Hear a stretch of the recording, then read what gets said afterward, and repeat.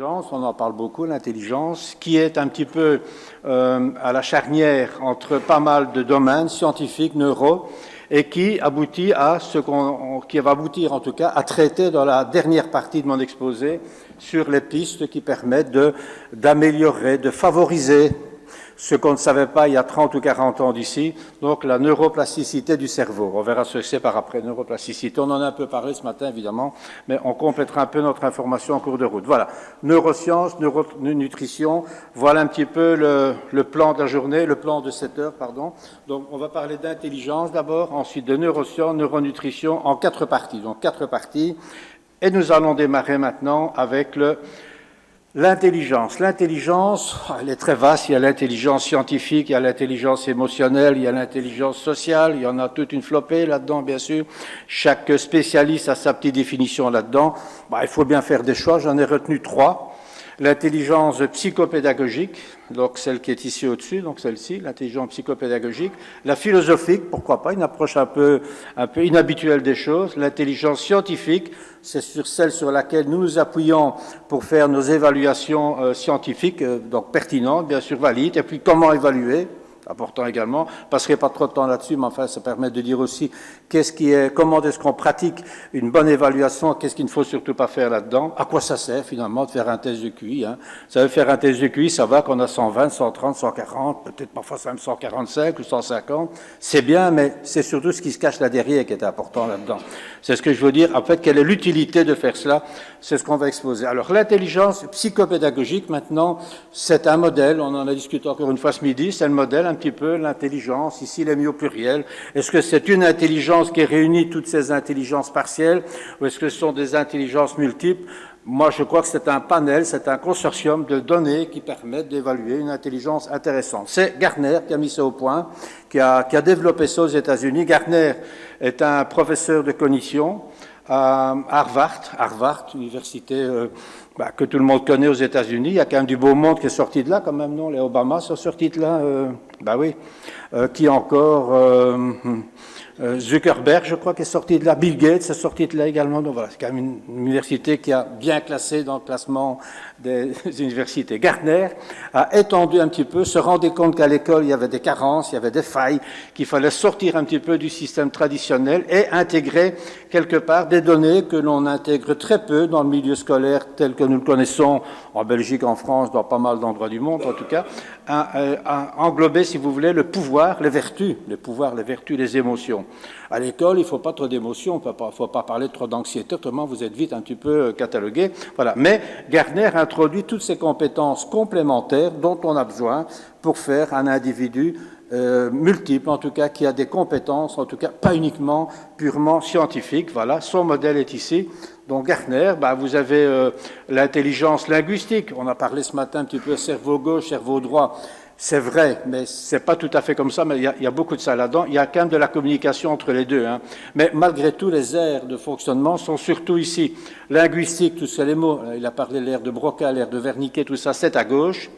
À l'école, on travaille beaucoup cet aspect-là. La logique, on travaille beaucoup la logique également, tout ce qui est logico-mathématique, tout ce qui est raisonnement fluide, tout ce qui est abstrait. On travaille pas mal ça à l'école.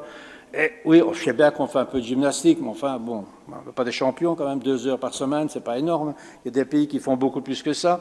La nature, l'observation, les animaux, les liens de cause à effet dans l'évolution, le développement durable, toutes ces choses-là, oui, on en parle, mais voilà. Les images, le visio-spatial, l'espace, les coordinations, le relief, toutes ces choses-là, les images, oui, enfin on en fait un petit peu, pas des masses. La musique, c'est pratiquement disparu de l'école, ça, parce qu'il y a tellement de matière à voir, et il y a tellement de temps de scolarité que finalement le temps, on a éliminé un petit peu ce qui me paraît quand même essentiel, voilà.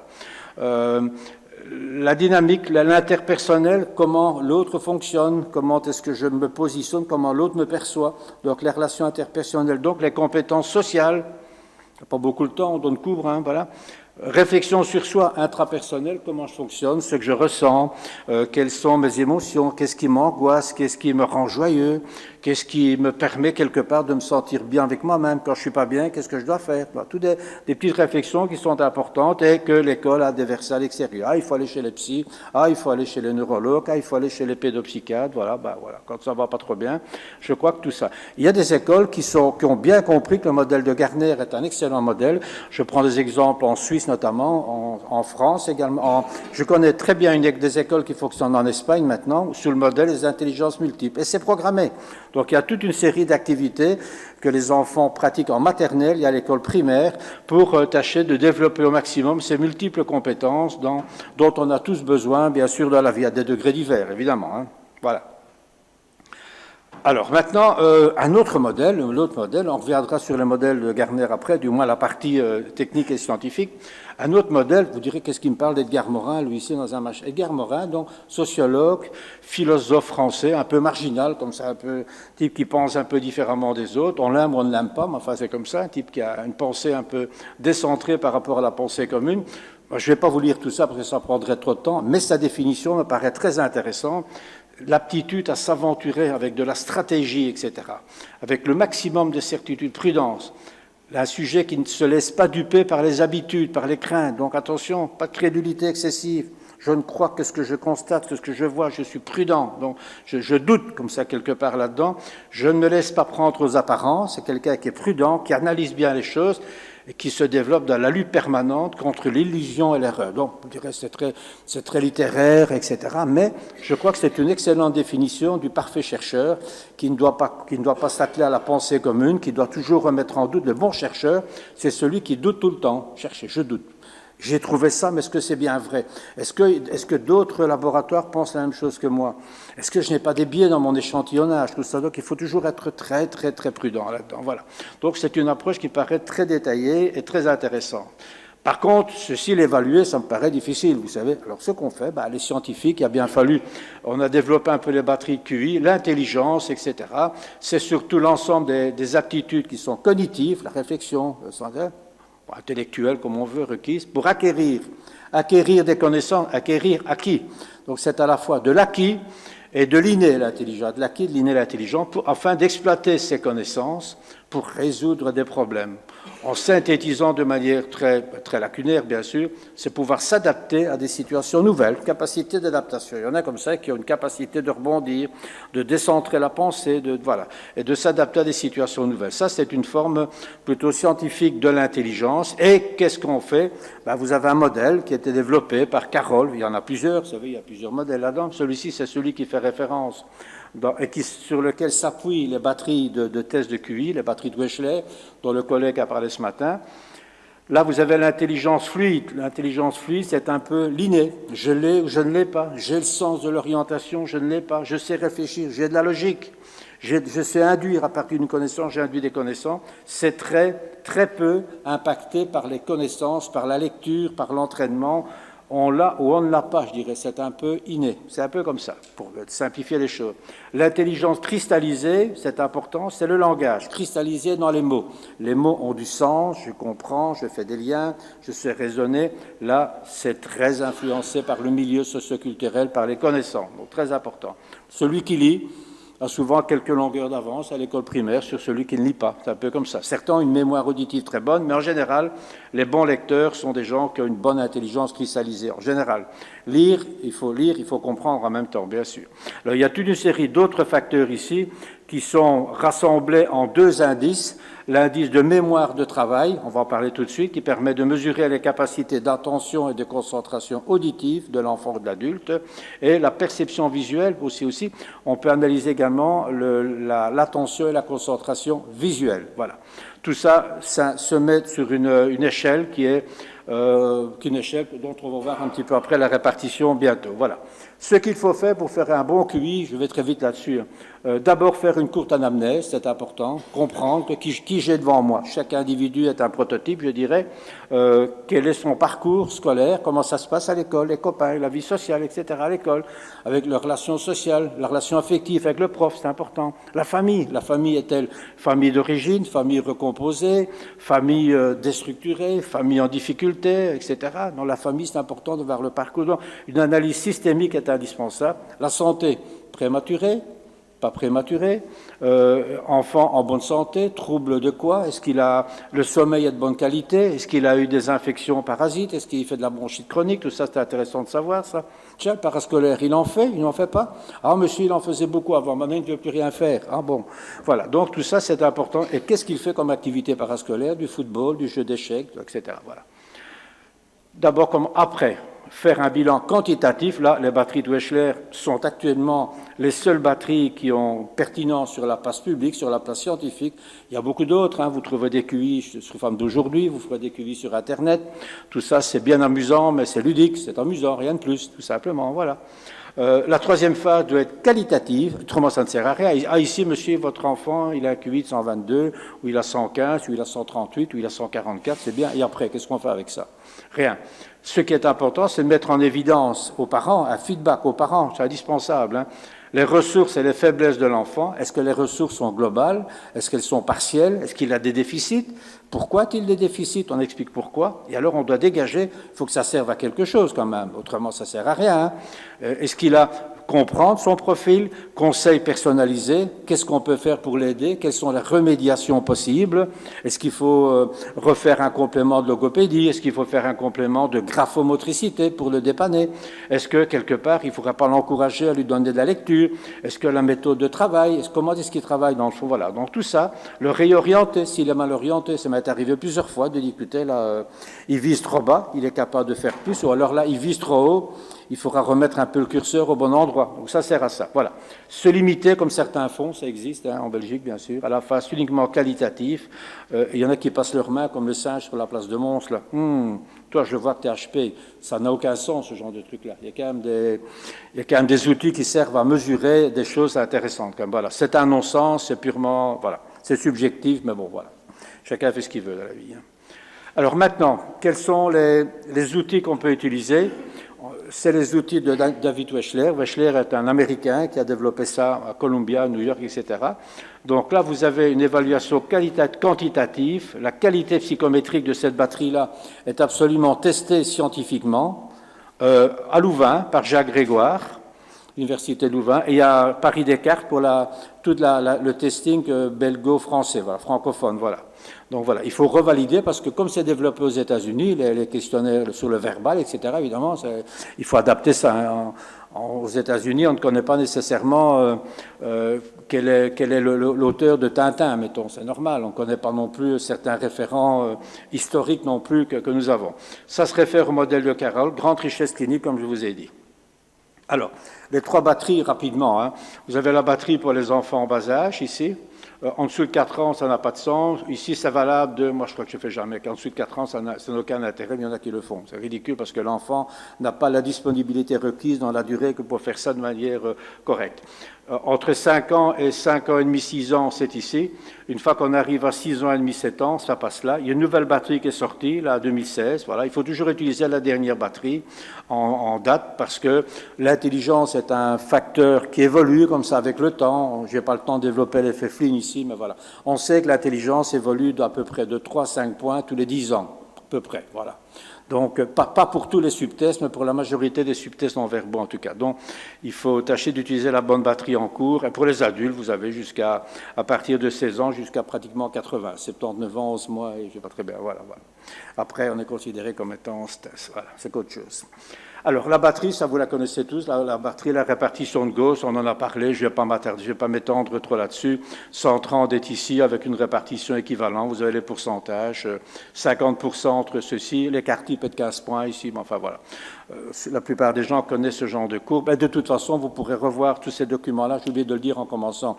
Prenez pas note, tout ça va être mis sur le site de Mensa, donc vous pourrez revoir ça à votre aise, parce que certains slides, je vais les passer un peu trop rapidement là-dedans. Voilà, ici vous avez donc le QI total qui est issu des 4 indices. Les deux premiers sont les plus importants. Voilà, l'intelligence verbale, le verbal dont le collègue a parlé ce matin. Ça, c'est le langage. Cristallisé, c'est de l'acquis, ceci. L'intelligence fluide, ici, c'est de l'inné, souvent. Donc, c'est tout ce qui est raisonnement sur des images, des corrélations, des images, des liens, du raisonnement non verbal. Ici, il n'y a pas de langage, ici. Ici, il n'y a que du langage. La mémoire à court terme, la vitesse de traitement, c'est ici qu'on détecte des troubles de l'attention et de la concentration auditive, ici. On retrouve ça ici. Et on n'a pas besoin de faire une batterie de 30 tests. Enfin, voilà. Chez les neurologues, on voit des choses qui sont très pertinentes ici. Et ici, vous avez également la vitesse de traitement de l'information. Et c'est ici qu'on voit qu'il y a des carences de vitesse d'attention et de concentration visuelle. Certains cumulent les deux. Et là, on sait voir ce qui... Ici, on s'est remédié à ces... On s'est donné des pistes comment travailler un petit peu la mémoire, ça existe. Hein.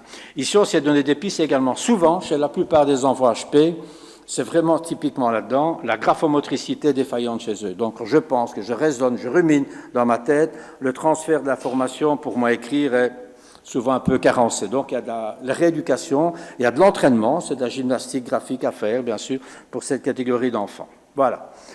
Alors, à quoi ça sert? Évaluer le potentiel, les similitudes, je vous ai dit, les forces, les faiblesses. Regardez ça globalement, regardez ça semi-globalement. Voilà. Trois bouquins un peu contrastés. Ici, Moi surdoué révolté, journal intime d'un extraterrestre. C'est un Belge ici qui s'est fait tester chez Mensa quand il avait 40 ans. Il explique d'ailleurs qu'il a fait son test dans un sous-sol de la basilique de Kuckelberg.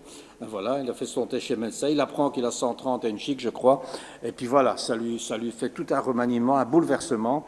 Il explique tout son parcours de vie qui va des carences affectives, des drames familiaux, de toute sa tendance suicidaire qui est parfaitement bien expliquée, comme ça, tout ce qu'il a mis peut-être au bord du précipice et qu'est-ce qui maintenant le met dans une situation de résilience extraordinaire. Donc, c'est un magnifique exemple. Ça, c'est intéressant également. Vous savez, les études, c'est bien d'être chirurgien, c'est bien d'être n'importe quoi, mais enfin, voilà.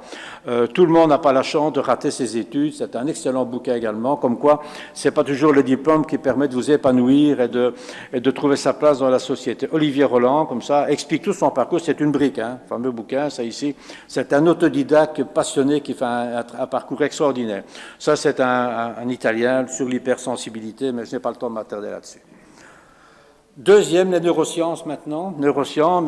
Je vais simplement parler rapidement des deux hémisphères du cerveau, mais je vais passer rapidement parce qu'on a parlé de ça ce matin.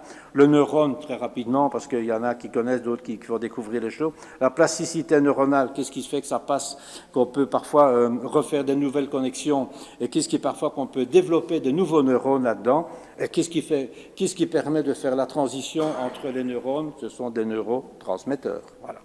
Alors, nos deux hémisphères, on en parlait, je ne reviens pas trop là-dessus. Oui, il y a des hémisphères spécifiques pour le langage, tout ce qui est analytique, mémoire auditive, à gauche. À droite, on voit que c'est un peu tout ça là-dedans, la créativité, l'émotion artistique, c'est le modèle. Mais il y a quand même dans le corps calleux ici pas mal de communications qui se font entre les deux. Les gens du balcon se parlent à ceux-là, ceux-là se parlent à ceux-là également. Il y a de l'interaction assez importante là-dedans, mais il y a des zones qui sont un peu plus spécifiques de certains aspects donc du fonctionnement de l'individu. Bien. Le neurone, qu'est-ce que c'est que le neurone? Certains connaissent, d'autres, c'est quoi? Et là, je vais trop vite, moi, ici, pardon, excusez-moi, mauvais bouton, voilà. Les neurones, c'est quoi? Vous avez une cellule, c'est une cellule, simplement, du système nerveux, qui est spécialisée dans le transfert d'informations, voilà. Alors, il y en a, on ne sait pas si on les a comptés, on en a fait une extrapolation, à peu près 100 milliards de neurones, qu'on vous dit, voilà, à peu près, ça dépend des individus. Celui qui picole un peu trop, il en a un peu moins, bien sûr. Les dendrites. Prolongement. Les dendrites, c'est ici cette espèce d'arborescence comme ça nerveuse qui permet de transmettre, qui permet de capter l'information. Donc on sait comme si vous direz un neurone, c'est quoi? C'est une unité. L'entrée est ici à gauche, input, je rentre ici, je passe par là et j'ai l'output. Donc c'est in et out, c'est une unité d'entrée et de sortie. Alors comment est-ce que le transfert de l'information se fait? Par l'axone. L'axone, vous avez un axone ici, l'espèce de câble, pas câble électrique, mais c'est à peu près ça. C'est par là que le signal électrique passe.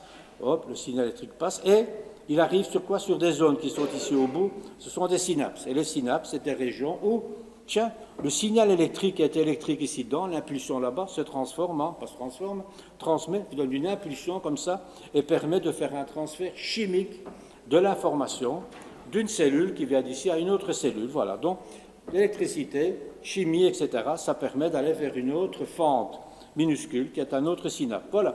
De manière un peu imagée, vous avez... Et là, décidément.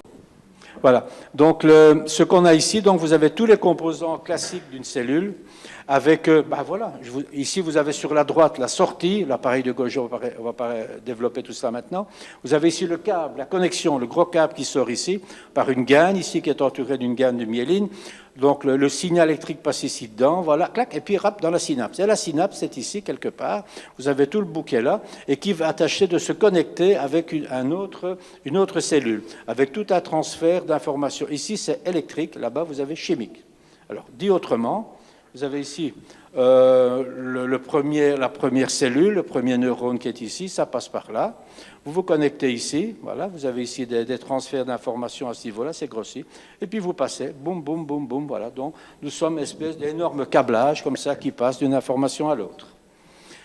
Alors, pour terminer par là, voilà, je vais surtout reprendre ce graphique-ci. Quand vous avez une espèce d'excitation, d'impulsion électrique qui arrive ici, l'arrivée d'un potentiel d'action qui arrive ici, ça pousse un petit peu donc les vésicules présynaptiques ici. À l'intérieur se trouvent des neurotransmetteurs, ça passe ici, ça passe là, ça vient là.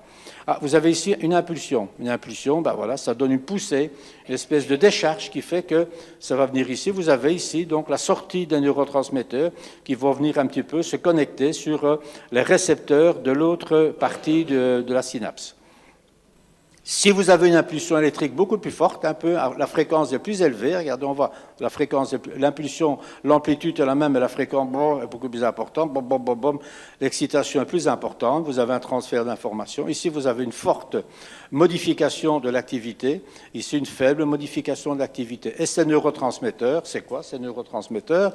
Qu'est-ce qui fait que ça passe, notre information passe d'une cellule à l'autre? Ben, vous avez, c'est des composés qui sont chimiques. Donc, c'est des composés chimiques. On les verra rapidement, je ne vais pas trop les détailler. Ils sont stockés dans des vésicules, ils sont libérés dans l'espace, ce petit espace. Il y a une certaine époque, quand on avait la microscopie optique, on ne savait pas qu'il y avait un espace entre les neurotransmetteurs. Enfin, Golgi, c'est l'histoire, ça voilà. Maintenant, on sait observer finement ce qui se passe entre les deux. Alors, les neurotransmetteurs, il y en a qui ont des effets inhibiteurs, qui bloquent, qui calment, d'autres qui ont des effets excitateurs, hyperactivité, tout ce qu'on peut imaginer. Inhibiteur, aïe, là, ça provoque, on connaît les maladies, Alzheimer, il y a toutes des choses de cet ordre-là, quand il y a du déficit, il y en a qui ont les doubles fonctions là-dedans. Neurotransmetteurs, je ne vais pas pouvoir les développer tous, ça serait beaucoup trop fort, beaucoup trop long. Vous avez la dopamine qui paraît la plus importante. La dopamine, c'est important, c'est le neurotransmetteur de l'éveil, du désir, de la passion, la concentration, attention, confiance en soi. Donc, allez, les hyperactifs ici, là, déficit, trouble de l'attention, concentration, hyperactivité compensatoire. Oui, quand vous manquez de dopamine, il y a quelque chose qui ne va pas. Les adultes, c'est la même chose. Hein. Vous dites, ah, je sens que vous ne le savez pas, mais il y a déficit de dopamine. Vous faites quoi? Vous allez surinvestir votre boulot, surinvestir pour tâcher de compenser votre déficit en dopamine. Ça marche tout un temps, et puis à un moment donné, crac, c'est le burn-out. Donc il faut savoir ce qu'on va faire là-dedans. Le Parkinson ici, c'est un déficit également de dopamine. Donc il y a des médicaments, il y a la L-Dopa, des choses pareilles. Mais il y a des produits qui sont beaucoup plus naturels, qui sont aussi efficaces et qui marchent très bien, notamment la L-tyrosine. Enfin, il y a des médications, enfin, des produits, des compléments alimentaires qui sont très bons à ce niveau-là. Noradrénaline, je n'ai pas le temps. La sérotonine également, un déficit en sérotonine, ça donne souvent des aspects de dépression, d'impulsivité, etc. Voilà. Donc vous avez aussi des produits qui permettent de compenser ce déficit en sérotonine dans votre transfert d'informations au cerveau. Voilà. Donc dopamine très important, sérotonine également, noradrénaline également pour les rêves, le sommeil, etc. Voilà. Il y en a encore d'autres, mais je n'ai pas le temps de les développer parce qu'autrement je vais être pris par le temps. Vous les lirez, vous les aurez de toute façon. Voilà. Il y en a qui interviennent beaucoup dans la maladie d'Alzheimer, ici, la mémoire, etc. Excitateurs, oui, manque d'acétylcholine dans certaines zones du cerveau. Ah oui, voilà. Le glutamate aussi associé à la maladie d'Alzheimer. Ici, certaines drogues, voilà, traiter les crises d'épilepsie, le GABA. Enfin, je passe, vous aurez tout ça. Les bouquins, je vous recommande, en tout cas, c'est vraiment des bouquins, vraiment pas des bouquins de vulgarisation idiote, c'est des bouquins de scientifiques de très haut niveau. Professeur Vincent, professeur Pierre-Marie Lédot, qui est professeur au Collège de France, qui est vraiment un neuroscientifique de très haut vol. Le cerveau sur mesure, pas le temps de vous le développer. Jean-Didier Vincent, voyage extraordinaire au centre du cerveau, fabuleux. Ici, le dialogue entre le scientifique et le psychanalyste. Voilà, une approche aussi intéressante pour les psychologues qui permet de confirmer la plasticité neuronale et provoque des mécanismes qui sont proches de celui qui fait un travail psychothérapeutique ou un travail psychanalytique, si je puis dire. Vous avez également ceci qui est pas mal fait, qui est très imagé, beaucoup de photos, etc. Encyclopédie, les mystères du cerveau, avec souci, avec des projections dans le futur, l'homme bionique, voilà, vous avez le robot, qu'est-ce qu'on va pouvoir... On est en train de faire à la fin, on fait de la projection réaliste. Ça va se confirmer, c'est ce qu'on peut supposer quand les recherches vont augmenter dans le futur.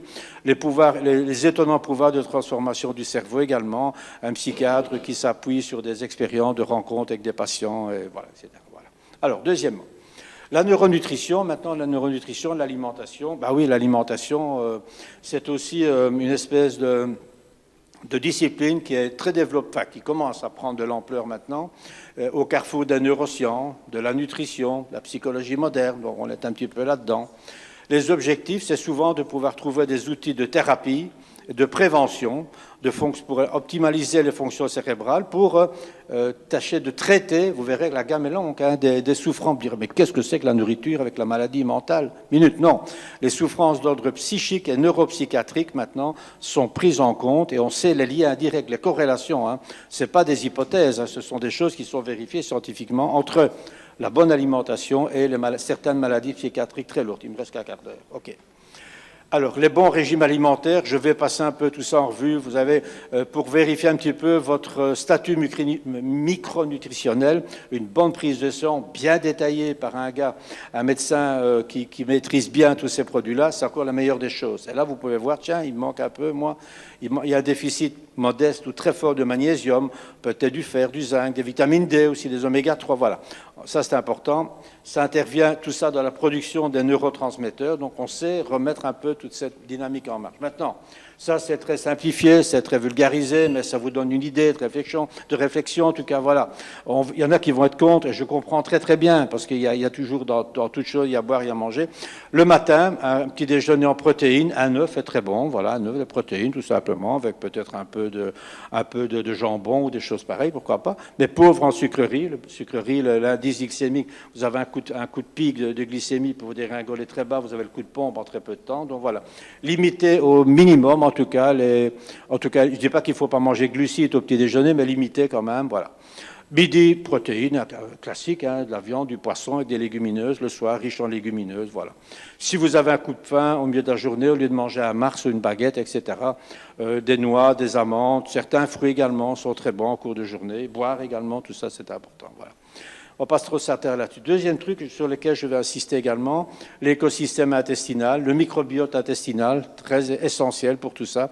Docteur, vous allez avoir les références dans l'exposé, docteur Natasha Campbell, médecin qui a fait ses études en Russie et qui est venu faire carrière en Angleterre et qui a fait la clinique de la micronutrition. L'alimentation erronée provoque des troubles psychiques, etc. Donc l'intestin est quelque part, il l'appelle notre deuxième cerveau.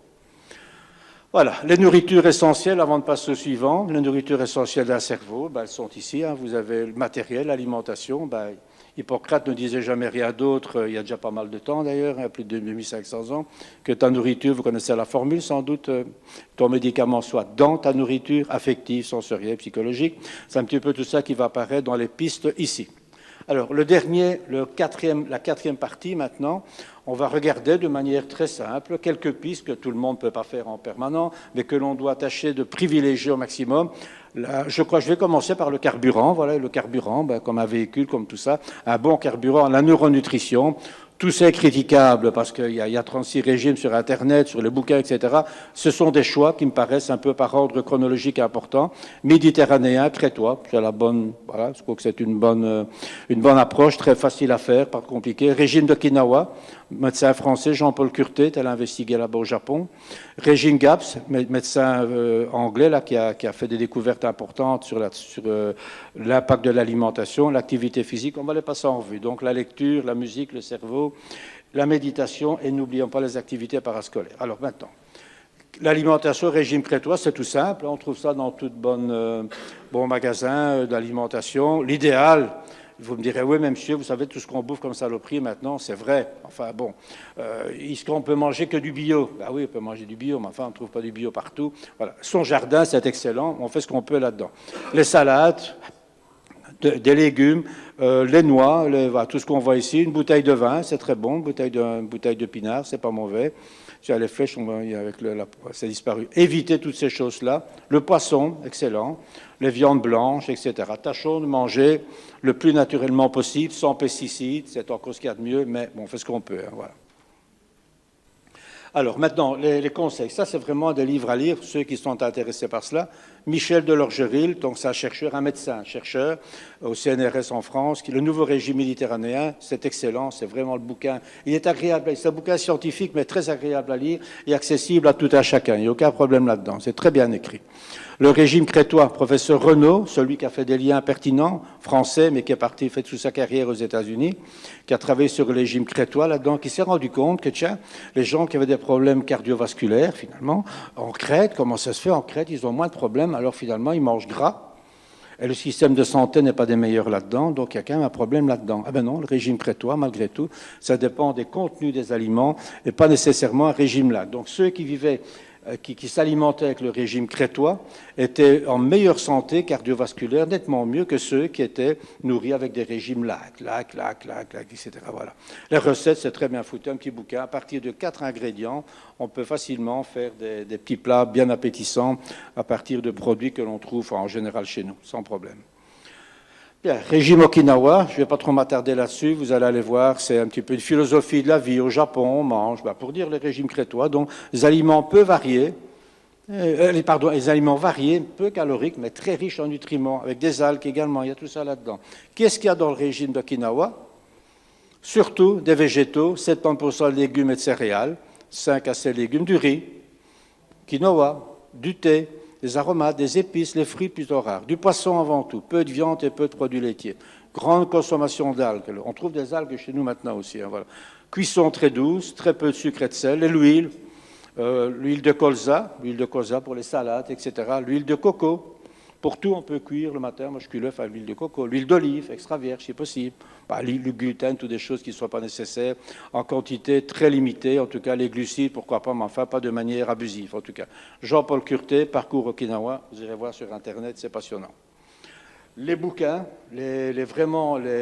ceux qui sont penchés par la chose, nutrithérapie, à les bases scientifiques. C'est très scientifique, c'est très médical, c'est costaud, c'est du résultat de publication. Les recherches, c'est vraiment un concentré de documentation importante là-dedans, qui montre l'importance de la nutrition sur la santé. Un bouquin beaucoup plus accessible aussi, malgré tout bien fouillé.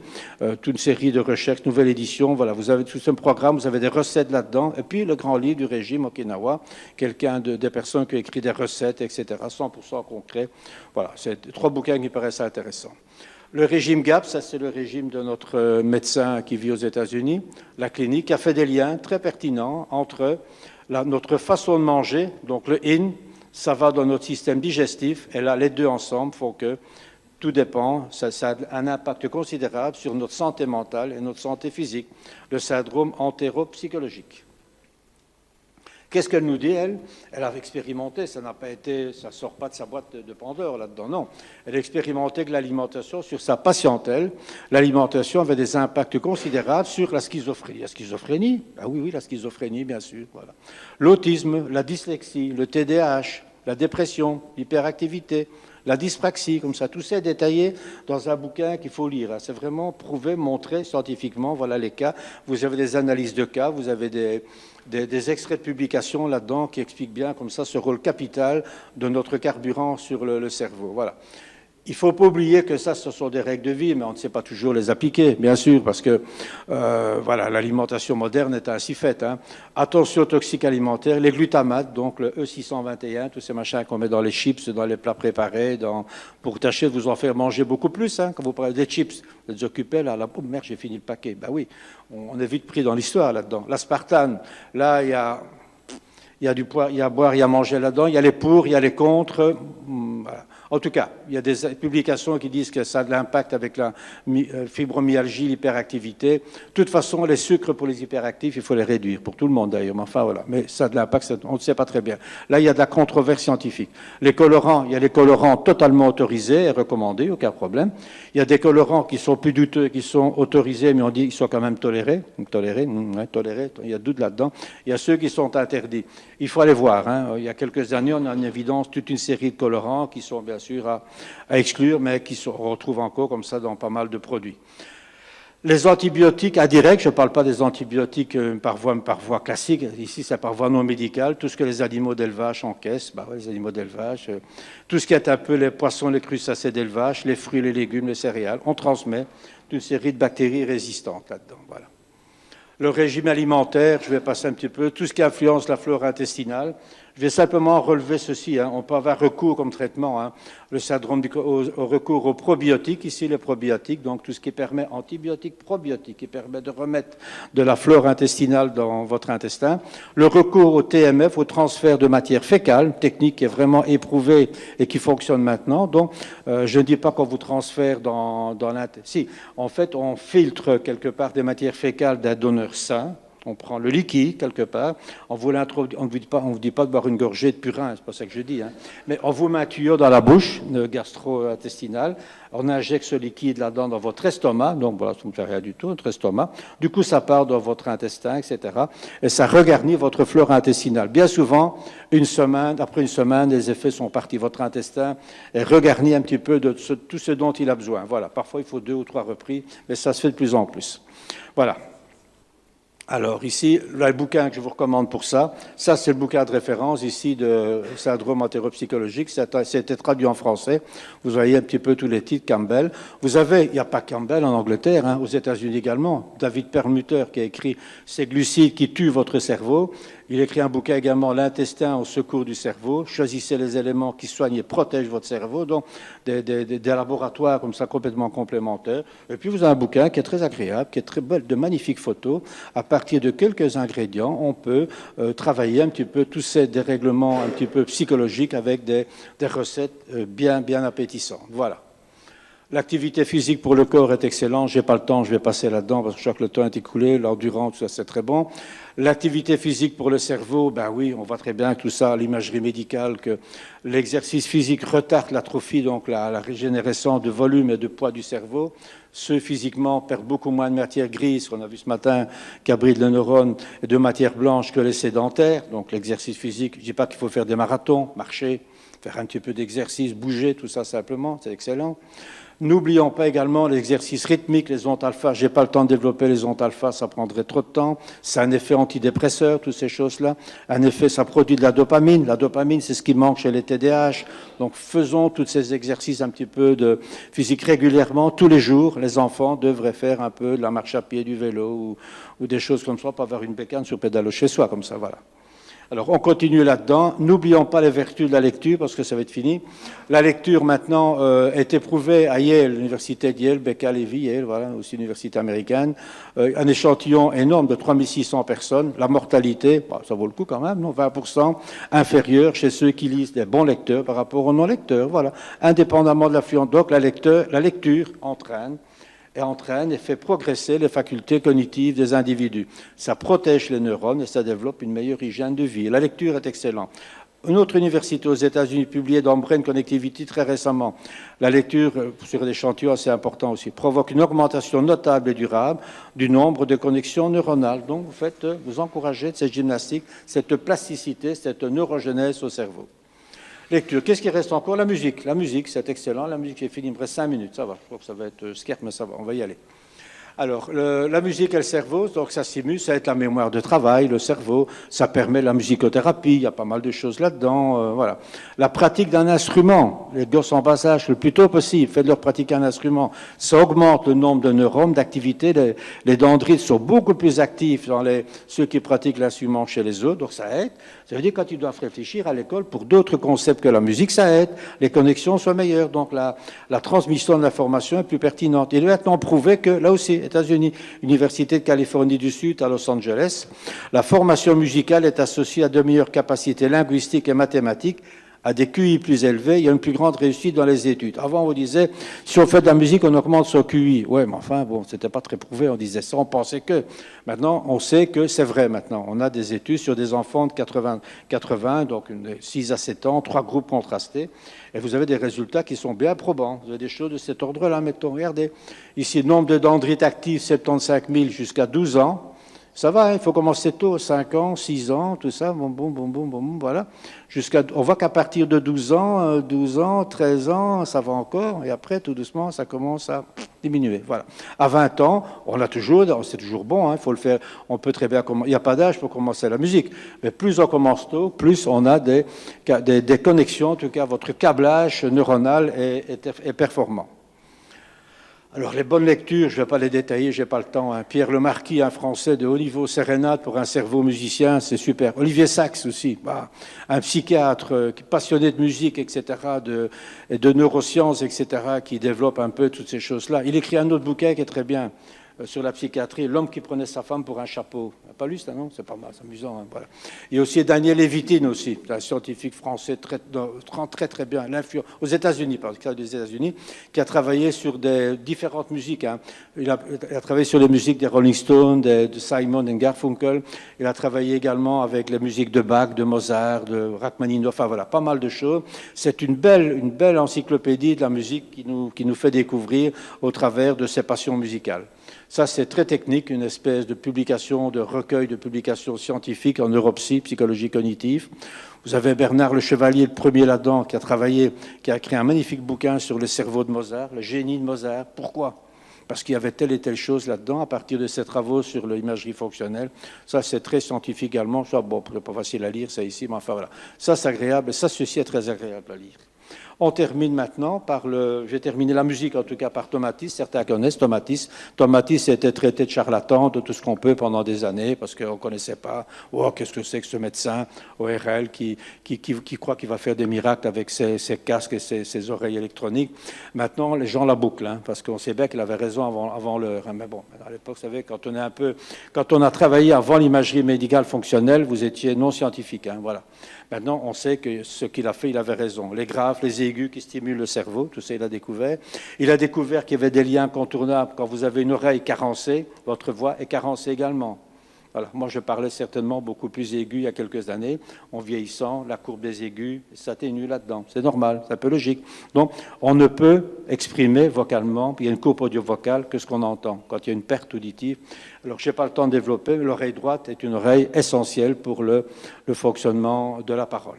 Alors, qu'est-ce qu'on peut traiter avec ça? Une série de choses, hein, difficultés d'apprentissage, dyslexie, mémoire, hyperactivité, la latéralité, les gauchers. On essaie de relatéraliser les enfants du côté de l'oreille droite. C'est à l'oreille droite qu'on a le maximum de performance, qu'on a le maximum de pertinence au niveau de ses capacités d'écoute. Voilà. On a développé avec un collègue un système qui permet de travailler avec un ordinateur, un programme ici. Et alors, vous avez un casque, un appareil, Ear and Brain Trainer, vous avez un casque qui donne de la musique filtrer bien sûr différentes musiques par l'aérien, par vos oreilles et par le crâne. Vous avez ici une espèce de transducteur qui vous donne du son par l'os.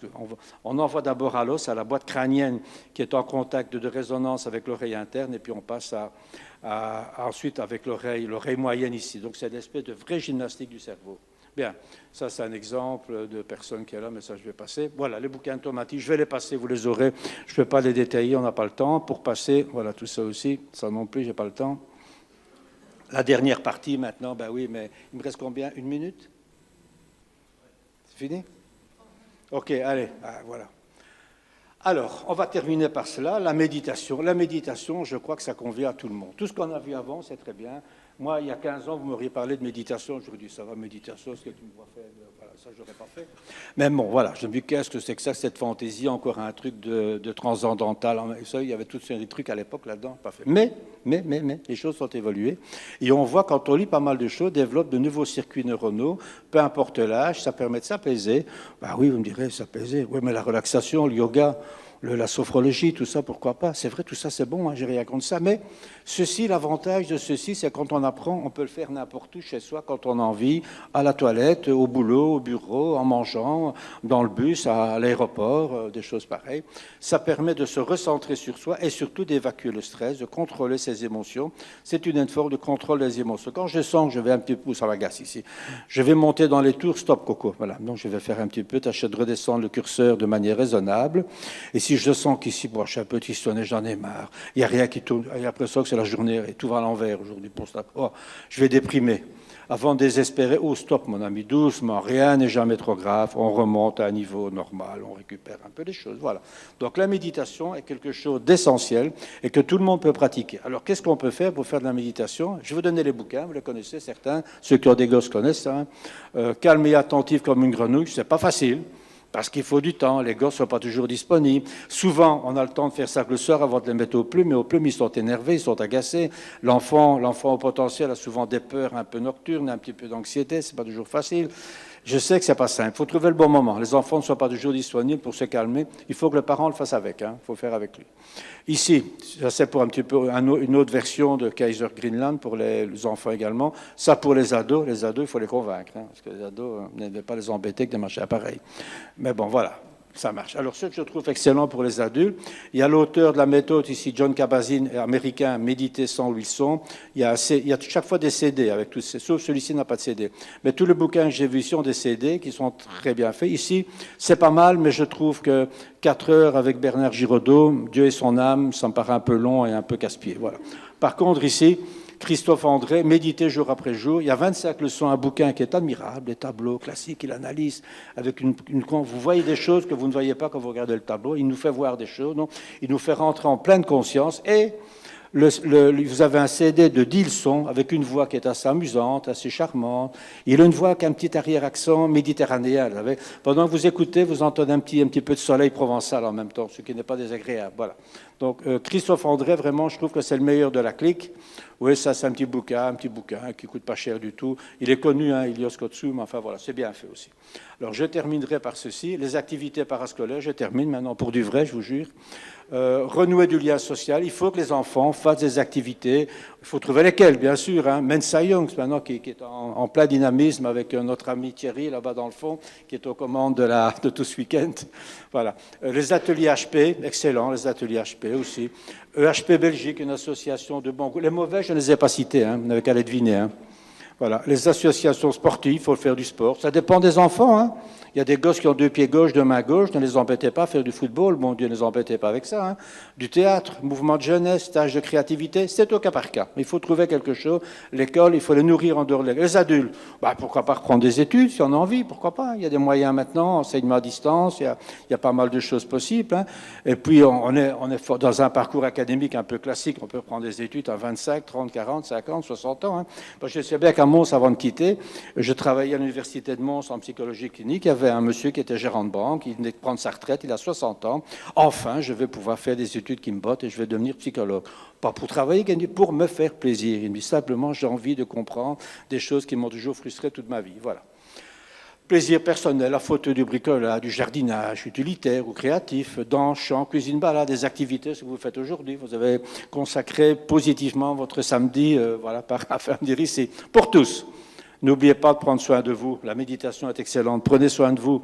Prenez goût à la lecture, au silence également, de temps en temps. Comme il faut de la paix, le calme, le silence. Et le doux plaisir de ne rien faire, c'est capital. Voilà.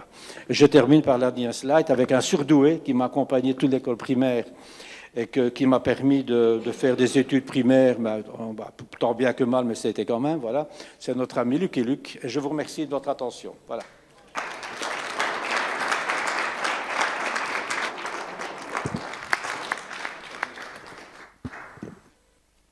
Il nous reste une petite dizaine de minutes pour des questions. Comment ça fonctionne? Voilà, je ne sais pas si vous avez des questions, vous pouvez lever la main. Essayez d'être bref et constructif.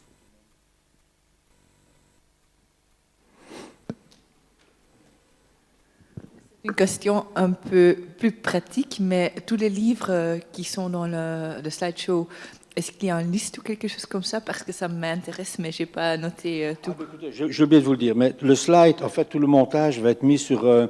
Thierry va mettre ça sur Internet, sur le site de Mensa, Thierry, je crois. Mensa, donc il va mettre sur le site. Donc vous allez pouvoir le pirater comme vous voulez. Y a pas de Merci bien. Alors. C'est fait pour ça d'ailleurs. Voilà, tout ça n'appartient à personne, c'est de la connaissance globale, voilà. Quelqu'un d'autre?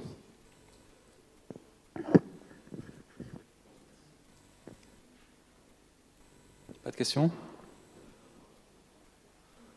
Je ne sais pas si vous voulez encore parler 5 minutes. Non, s'il y a un sujet que vous voulez un petit peu avoir un éclaircissement, il n'y a pas, on peut essayer, hein. Je ne dis pas que je maîtrise tout, loin de là. Allez, mais dites-moi, c'est un élément que vous souhaiteriez développer un peu plus, ou comment traiter certains aspects. On a parlé de l'intelligence, on a parlé de la neuroscience, on a parlé de la nutrition et des activités parallèles. Il y en a d'autres aussi. Vous en avez peut-être d'autres également à proposer, pourquoi pas?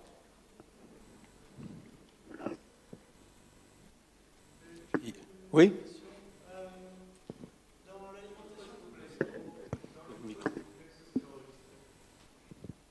Oui, bonjour, merci. Vous parliez dans l'alimentation de prendre les protéines plutôt au matin ou à midi, donc je veux dire en début de journée. J'avais plutôt l'impression qu'il fallait les prendre au soir. Vous pouvez développer la répartition des macronutriments sur la journée? Je sais, oui.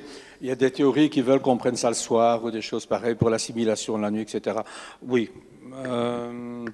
Je pense que le soir, quelque part, avoir une alimentation plus légère, en tout cas qui facilite un peu les choses, est souvent recommandé. En tout cas, moi j'ai pris appui en me documentant et en me demandant l'avis. C'est ce que j'avais trouvé dans tout l'éventail de la littérature et des gens auprès d'un médecin nutritionniste qui a beaucoup d'expérience à ce niveau-là, qui me dit, voilà, c'est un peu très réducteur, mais quand on est un petit peu santé, je ne dis pas qu'il ne faut pas manger de protéines le soir, mais en tout cas limiter et manger un maximum. C'est pour en tout cas que ça parle que le maximum de légumineuses est excellent pour la santé, tout simplement. On ne peut pas tout supprimer le soir, il faut de temps en temps aller au resto, de temps en temps il faut manger le reste de midi ou le reste de la veille. C'est les familles, c'est comme ça que ça marche aussi. Hein. Mais je crois que dans un espèce d'équilibre, pour ne pas avoir les coups de barre, etc., comme le matin, peut-être tâcher de manger un petit repas protéiné le matin, c'est pas mauvais du tout. Voilà. Éviter, moi je suis aussi le dimanche, ça m'arrive, j'aime bien les croissants, je passe de temps en temps, une fois passant, mais tâcher de limiter au minimum, en tout cas, tout ce qui est sucrerie classique, qui vous donne un coup de fouet, une espèce d'indice glycémique qui monte en flèche, mais quand c'est des gringoles, après ça, vous avez le coup de barre. J'ai le coup de barre, mon Dieu, vite à caramel, vite à morceau de chocolat, et vous êtes vite parti dans l'engrenage de le sucre aliment, le sucre. Il faut tâcher tout doucement de se désintoxiquer, de se déshabituer d'une trop grande quantité de sucre comme on a tendance à le faire, voilà, avec toutes les conséquences que ça peut avoir. Mais bon, il ne faut pas cracher sur une bonne praline non plus, il ne faut pas rêver, il faut rester un peu raisonnable là-dedans, hein, voilà. Très normal, oui. Donc, quand vous dites de diminuer les sucres, les glucides, vous parlez surtout d'indice glycémique élevé. Donc, non, en tout cas, je parle surtout des sucres rapides, en tout cas, tout ce qui est sucré, tout ce qui est les sucres raffinés, en tout cas. Par contre, les glucides, ce que vous trouvez dans les pâtes, etc., pourquoi pas, hein, on peut manger des pâtes également, ce sont des sucres un peu plus lents. Mais on peut aussi remplacer tout cela, on peut compenser ça par des céréales, telles que, je parle, prendre un exemple, il y en a d'autres, le quinoa, mettons, c'est très bon, quinoa, très très bon, voilà. Il faut varier un peu les choses, en tout cas. On peut manger des pommes de terre aussi, c'est pas ça, les féculents, c'est pas interdit, mais bon, voilà, en tâchant de ne pas nous gaver de friture tous les jours, 2 fois par jour, quoi. C'est simplement ça. Attention d'être un peu raisonnable là-dedans, mais le steak frites à la belge, c'est quand même pas dégueulasse, quand même. Voilà, faut le dire, c'est comme ça. Ok, merci.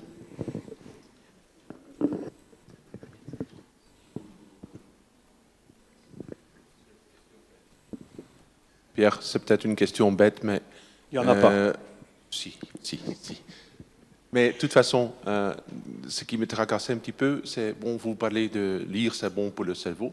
Les jeux comme Sudoku, on a vu les mêmes effets ou c'est trop... Pourquoi j'ai pas compris le Sudoku. Le sudoku, c'est très bon, non? Les mots croisés, sudoku, c'est très bon. Tout ce qui est partie, c'est excellent. Tout ce qui est gymnastique, en tout cas, qui fait... Bon, la lecture est très bonne, mais tout ce qui permet d'augmenter la réflexion. Lire, c'est bien, mais si je lis comme un automate qui lit sans comprendre ce que je lis, ça ne sert pas à grand-chose. Je décode, ça reste superficiel. Par contre, si je lis et je comprends ce qui est en train... Je fais de la gymnastique mentale pour me transposer dans l'histoire ou pour imaginer ce qui est en train de se passer, là, il y a de l'activation mentale au cerveau. Le sudoku fait réfléchir beaucoup. Les mots croisés, c'est très, très bien aussi. Les jeux de société, c'est très bon. Hein. Je dirais même certains jeux de cartes, il y a de la stratégie, il y a tout ça là-dedans, tout ça est bon. Hein. Donc voilà, en plus il y a de la vie sociale également. Sudoku, c'est très très bien. Oui, oui, pourquoi pas. Il y avait une question. J'ai vu une question là-bas aussi. Oui, une question à propos des activités extrascolaires. Imaginons que mon enfant fasse des études très scientifiques, mathématiques, etc. Est-ce que le fait de l'envoyer à des activités parce que ça l'intéresse, club de chèque ou autre, enfin, dans la même philosophie, entre grands guillemets, a le même effet de dire, ben non, tu es peut-être intéressé, mais tu vas faire du sport, tu vas faire du théâtre ou autre. Oui. Je sais, voilà. On aurait peut-être tendance à dire mon fils est un matheux, un scientifique, il a la créativité, donc je vais le mettre aux activités de robotique, mettons, ça va lui faire développer. S'il est motivé, si ça l'intéresse, pourquoi pas. Mais il faut essayer, les gosses, il faut un petit peu tâcher de excusez-moi l'expression, d'un peu les manipuler quand même aussi. Hein. Sinon, les enfants au potentiel qui ont une espèce de grande élaboration mentale, comme ça, une intelligence très supérieure, sont souvent allergiques, la plupart, je dis pas tous, hein, allergiques à tout ce qui est activité. Le sport, ça ne sert à rien. Qu'est-ce qu'il faut être con pour courir derrière un ballon, hein, monsieur, vous ne croyez pas, vous?